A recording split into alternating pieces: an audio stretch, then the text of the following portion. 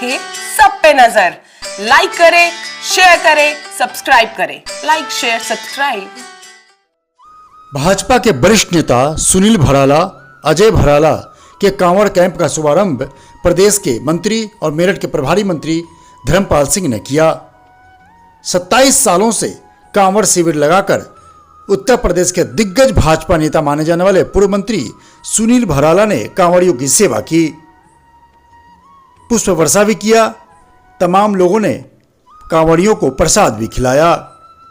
जिस तरीके से दिल्ली हरिद्वार बाईपास पे कांवड़ियों का हुजूम उमड़ पड़ा है, 23 तारीख को जलाभिषेक होगा शिव जी पे, लिहाजा पंडित सुनील भराला और तमाम नेतागण आज कांवड़ कैंप के शुभारंभ के वक्त मौजूद रहे। सबसे खास बात यह है कि जिस तरीके से कांवड़ियों की सेवा की जा रही है, वाकई एक नज़ीर है, क्योंकि 24 घंटे खाने पीने की व्यवस्था, पुष्प वर्षा, शुद्ध घी का खाना, कांवड़ियों की सेवा सुनील भराला के कैंप में मौजूद है। दौराला टोल प्लाजा के पास 27 सालों से एक कांवड़ शिविर का आयोजन किया जा रहा है। आइए सुनते हैं कि सुनील भराला ने बातचीत में क्या कहा। मंत्री जी, पिछले 27 सालों से आप यहाँ पर एक भंडारे का आयोजन कंटिन्यूस करते चले आ रहे हैं, तो इसकी प्रेरणा आपको कहाँ से मिली? देखिए, मैं स्वयं रवि भाई सन 1988 में मैं पहली कांवड़ लेने गया था, और जब हम 10वीं क्लास में थे तो हमने 10वीं पास होने के लिए महादेव जी को कांवड़ बोली, और कांवड़ उस समय भगवान शंकर जी कांवड़ लेकर के, जब रास्ते बहुत तंग थे, छोटे थे, उस काल खंड में हम पहली कांवड़ लेकर के आए थे। और तब के बाद 5 कांवड़ हम लगातार वहां से लेकर के आए, और अपने जो परशुरामेश्वर महादेव मंदिर है पूरा महादेव गांव में, उस पर कांवड़ को चढ़ाया करते थे, जब ये मेरठ जनपद में ही एक हिस्सा होता था। उस काल खंड से तो ये अवसर हमें और यहाँ से ही प्रेरणा मिली।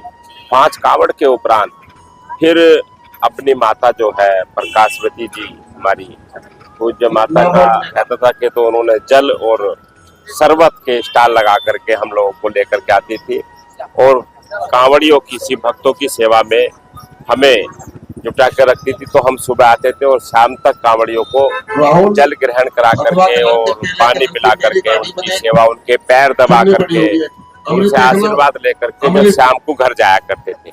और उसके बाद फिर शिविर लगाने का कार्यक्रम प्रारंभ हुआ।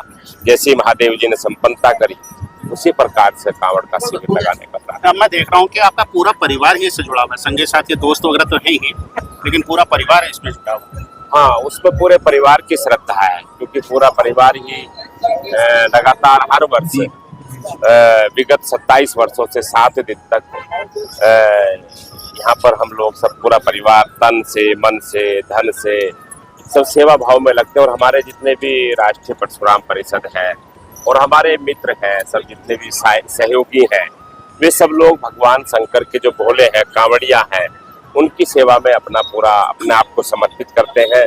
और कांवड़ियों से पिछले 27 सालों से आप ये आयोजन करते चले आ रहे हो, तो अब दिनों दिनों आप बहुत तेजी से कांवड़ियों की संख्या बढ़ते चले देखते हैं, तो उसको किस तरह से मैनेज कर पाए? देखिए, ऐसा है कि 2 चीजें, एक बड़ा परिवर्तन ये है, अगर आप उस कालखंड से इस कालखंड की बात करेंगे, यहाँ उस कालखंड में जो कांवड़ का एक स्वरूप था, वो एक जो ये कांवड़ जा रही है लकड़ी की जो है, तो उसमें पवित्र गंगा जल लेकर के एक परंपरा चलती थी। तो उसके बाद जब एक परिवर्तन ये हुआ कि कांवड़ियों में एक प्रतिस्पर्धा हुई, और वो जो जल को जो लेकर के कंधे पे लेकर के, और जो कि मैं तुमसे ज्यादा वजन का जल लेकर के आऊंगा, तुमसे ज्यादा जल लेकर के वजन का लेकर आऊंगा, ये प्रतिस्पर्धा शुरू हुई। ये निश्चित रूप से मैं कहना चाहूंगा सभी अपने कांवड़ भक्तों से, इस प्रतिस्पर्धा से नहीं, भगवान महादेव जी जो है वो इससे नहीं प्रसन्न होते, वो श्रद्धा से प्रसन्न होते हैं। कांवड़ में अगर जल लेकर के आते हो तो उसमें आपके शरीर में भी कुछ विकार आ सकता है, क्योंकि कोई 40 किलो का जल लेके आ रहा है, कोई 80 किलो का लेके आ रहा है, कोई 120 किलो लेके आ रहा है। ये नहीं करना चाहिए।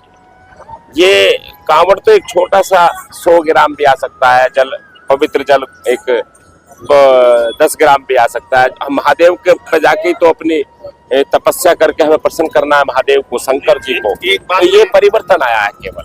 एक अगर हमारी कुछ कांवड़ियों से बातचीत हुई थी तो ये बता रहे हैं कि उत्तराखंड में वैसी व्यवस्था नहीं है, जबकि वहाँ पर भी भाजपा की गवर्नमेंट है, और यूपी में ज्यादा व्यवस्था अच्छी की गई है और आप लोग कहते हैं ये शिविर भी लगा हुआ है। देखिए उत्तराखंड के प्रशासनिक अधिकारियों को और वहाँ की सरकार को अगर कोई वहाँ अनियमितता बरती जा रही है तो निश्चित रूप से भोलेनाथ उनकी बुद्धि शुद्धि ठीक कर देंगे।